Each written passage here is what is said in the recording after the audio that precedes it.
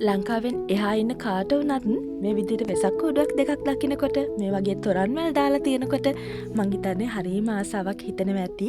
ඒ වගේම ලංකාවේ ගොඩාක් ලස්සන මතක නැවත ආවර්ජනය වෙනවා ඇති වෙසක් පොසොන් ඇසල සමරපු විදිය ගැන.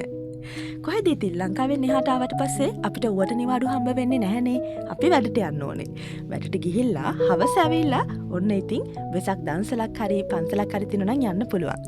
ස්තුතිවන්ත වෙන්න ඕනේ අබුදාබි එම්බසි එකට හැමදාමත් වෙසක් පොයට එම්බසි එකේ මේ විදිහට ධර්ම සාකච්ඡාවක්, ඒ වගේම දන්සලක්, ඒ වගේම ඊළඟ දවසේ සිල් සමාදන් වීමේ වැඩසටහනක් පවා අපි වෙනුවෙන් පවත්වනවට. බලන්නකෝ අපි අය කොච්චර වැඩ තිබ්බත් කාර්යබහුල වුණත් වෙන රටක හිටියත් මේ වගේ තැන්වලදී කොච්චර ලස්සනට එකතු වෙලා ඉන්නවද කියලා.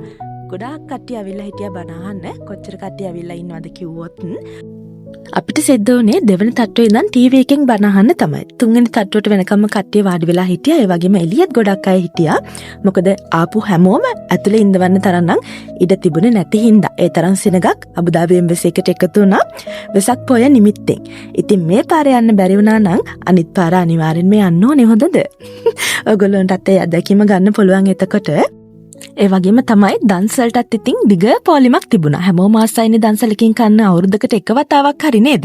හැබැයි ඉතින් අපිට සිද්ධ වුණේ ආසාව හිතේ තියාගෙන අවිල්ලා එළියෙන් කන්න ඕන.